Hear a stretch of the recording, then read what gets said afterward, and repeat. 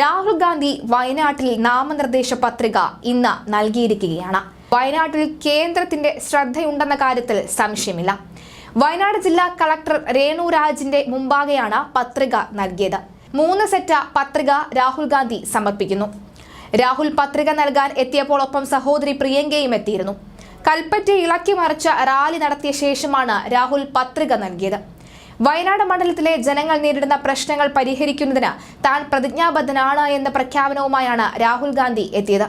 വയനാട് നേരിടുന്ന ചെറുതും വലുതുമായ പ്രശ്നങ്ങൾ പാർലമെന്റിന് അകത്തും പുറത്തും ഉന്നയിക്കാൻ താൻ ഇവിടത്തെ ജനങ്ങൾക്കൊപ്പം ഉണ്ടാകുമെന്നും രാഹുൽ ഗാന്ധി വ്യക്തമാക്കി. 5 വർഷം മുമ്പ് പുതിയൊരാളായി വയനാട്ടിലെത്തിയ താൻ വളരെ പെട്ടെന്ന് തന്നെ കുടുംബാംഗമായി മാറിയ വയനാട്ടിലെ ജനതയ്ക്ക് രാഹുൽ നന്ദി അറിയിക്കുകയും ചെയ്തു.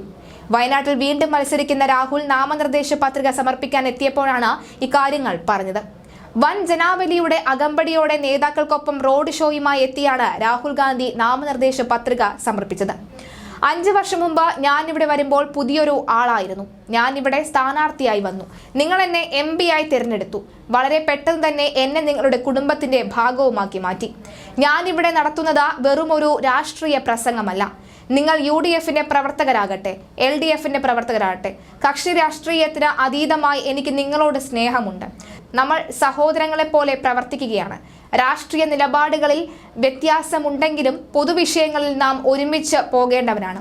പാർലമെന്റിൽ നിങ്ങളുടെ പ്രതിനിധിയായിരിക്കുന്നത് ഒരു ബഹുമതിയായി ഞാൻ കാണുന്നു. കഴിഞ്ഞ 5 വർഷക്കാലം നിങ്ങളെ കേട്ടുകൊണ്ട്, നിങ്ങളോട് സംസാരിച്ചുകൊണ്ട്, നിങ്ങളിലൂടെ സഞ്ചരിച്ചുകൊണ്ട് ഒരുപാട് കാര്യങ്ങൾ ഞാൻ പഠിച്ചിട്ടുണ്ട്.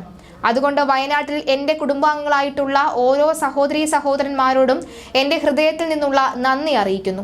കഴിഞ്ഞ 5 വർഷക്കാലം എൻ്റെ പാർലമെന്ററി ജീവിതം ധന്യമാക്കിയതിന് ഹൃദയം നിറഞ്ഞ നന്ദി. വയനാട്ടിലെ ജനങ്ങൾ നേരിടുന്ന ചില പ്രധാന പ്രശ്നങ്ങൾ പരിഹരിക്കാൻ ഞാൻ പ്രതിജ്ഞാബദ്ധനാണ് എന്ന കാര്യം ഇവിടെ ഓർമ്മിപ്പിക്കുന്നു. വയനാട് നേരിടുന്ന ചെറുതും വലുതുമായ പ്രശ്നങ്ങൾ പാർലമെന്റിന് അകത്തും പുറത്തും ഉന്നയിക്കാൻ ഞാൻ നിങ്ങളോടൊപ്പം ഉണ്ടാകുമെന്ന കാര്യം അടിവരയിട്ട് പറയട്ടെ. രാഹുൽ ഗാന്ധിയുടെ വാക്കുകൾ ഇങ്ങനെയാണ്.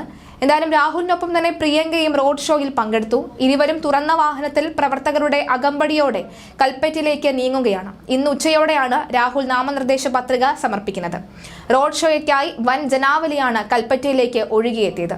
രാഹുലിനും പ്രിയങ്കയ്ക്കും പുറമെ AICC general secretary KC Venugopal, പ്രതിപക്ഷ നേതാവ് VD Satheesan, KPCC acting president MM Hassan, Muslim League ദേശീയ general secretary PK Kunhalikutty, KPCC പ്രചാരണ സമിതി അധ്യക്ഷൻ രമേശ് ചെന്നിത്തല തുടങ്ങിയവർ ഒട്ടനവധി പേർ തന്നെ ഈ വാഹനത്തിലുണ്ടായിരുന്നു.